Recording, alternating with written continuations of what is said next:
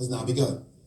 It's prestige at stake here, and Magnus opening with knight f3 and slow playing it right into a queen's gambit position, and he has played c4 d5, and there we have the queen's gambit.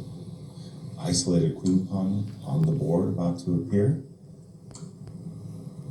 Very quickly, the players, again, you mentioned it at the top of the show there, Jennifer, how the players are, the clock has not been a factor, and they're playing so quickly.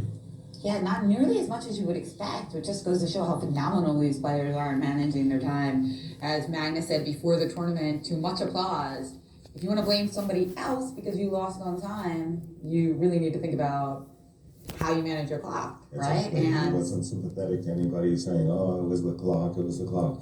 A4, in order to prepare the move b2, b3, a7, a6 in order to prepare b5, but now a5, no en passant, no b5 because of en passant, b2, b3, breaking up the structure, black structure on the queen side by attacking the pawn on c4 immediately.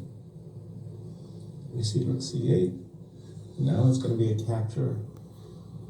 Ding is, well, he's not going to be happy about it, but he's probably going to have to recapture with the pawn and then move like bishop a3, getting rid of this bishop that's currently just a laggard sitting on the first rank. I gotta say, I'm a little perplexed by the pawn play from Black so far in this game, as the move a6 allowing the straightforward a5, shutting down that structure on that side seems to give a lot of pressure to White. Also, that central pawn released with d takes, Yaz. Yeah. And now we see the benefit of a5, creating this isolated pawn on a6 to potentially attack. Now, that said, Ding does have two passed pawns. He has a passed a pawn and a passed c pawn. His a pawn can be captured right now, but there's some tactics in there to take on a6. Looks a little dangerous with rook a8 possible.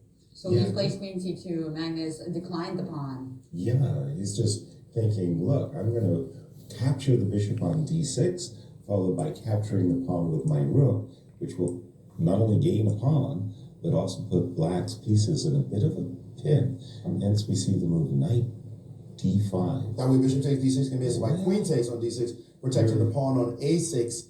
But someday e4 is just going to scream to be played, and Magnus now deciding to be a bit more patient. He's going to blockade these passed ponies and then target them. Black will have to play with activity because long term he's going to come under severe pressure. Yeah, especially with e3, e4. But now, having said knight c3, was that properly timed by Magnus? Knight takes c3, queen takes c3, and knight d5. And somehow those ugly scattered pawns on a6 and c4 beginning to look a little potent. Yes, that knight c3 move, admittedly, the issue with the move, although rook c6 defending takes and takes. I don't like rook c6. That's just walking into a knight e5 tempo. Indeed, he missed that knight d5. We had the superfluous knights. The knight on d5 and f6 were fighting for this d5 square by being able to get rid of his knight. Ding should have been happy, but now he's allowed this exchange of queens and his pawns being targeted, and it looks like he's going to lose one, and he's decided to actually forget about his a pawn and just march his c pawn down the board. He's putting all of his eggs in one basket. That c pawn is there. There's still no look for Magnus, so he solves that with king f1. Well, the main issue as Magnus moves his king over is, can Black bring his knight into play with effect? If he can get his knight to a nice little square, Black would have something. But where? He can't get it to d3, b4. It's possible d5 to b4. Rook a1, knight e4. Rook with rook b1 ideas. Yeah, he's taken on a6 as Magnus. Wow. Saying, what do you have? Rook b1, knight d3. Well, there's a back rank. There's a back rank mate, unfortunately. That's right. There's a back rank mating problem. So he had to make Luft one full tempo. Black is down a pawn, but a c2 pawn is what the whole game is about right now. Exactly. But now the king can come in. Right, king e2. Or maybe we want to stop knight e4. But then rook b1. Rook b1's a big time threat now. That's right. That's right. So maybe he's not going to hold the position together. It's time to retreat all the way. Wait, rook a2, which Als jij wil overstappen op issue is rook c3, attacking the knight. That's right, rook c3. And now what? How do you hold the position together after You're rook going to c3? sacrifice a piece. It's king e2, rook takes d3. Magnus has blundered. Magnus made a mistake with rook a2 and he realizes it. That's right, because after rook takes c2, you play rook takes c1. And That's There now, you go. And now after you rook must takes take c1, with takes the rook, and he d3. took the knight, and now it is Magnus who's going to have to somehow hold this position together as he is down a piece for 2 pawns. That was a little hallucination there because of the X-ray. Interesting, I love that. G6. A winning position, but can Ding Liren show his technique? He's got lots of time on the clock. Lots of More time. than Magnus. Will he start Very nice move. 2 by- matches in a row with a victory with the black pieces? Wow. That would be an outstanding stat, especially looking at the score of the match. Well, let's just H4. think about it a little bit. He won yesterday and got pummeled. You know, you get Magnus angry, but at least let's try to win one game and Exactly. get it off to a good start. He still has the challenge of trying to keep his pawns, because Magnus is going to be looking to trade off all those pawns. And he's gotten 1 trade so far. He's going to look to somehow play h4 and get a second trade, make life not so easy for Black, as Black is now challenged as to how to make any progress in this position. Now his king has had to step backwards to g7. Exactly. Not easy.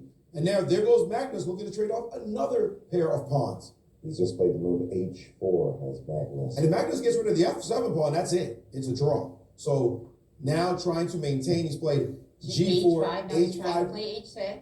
h6 tickle in the position. And if you take it, then you trade off pawns. Again, this is what Magnus wants. What about Rook A5? Rook A5, Coaxing the H pawn forward. Rook a5, h6 check, king g6. g6 and then bring the rook to H7 h5. and No, break he's it. not seen that line, and he's gone instead to take. And that's it. 1 pair of pawns again removed from the board, and now it's all about a straightforward trade for the f7 pawn. That f7 pawn's going to keep itself way back.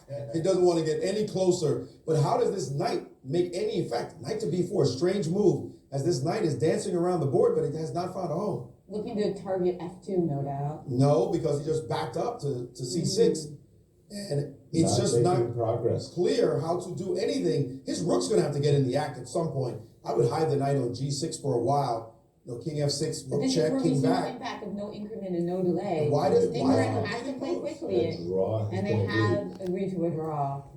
That was That's odd. poorly played.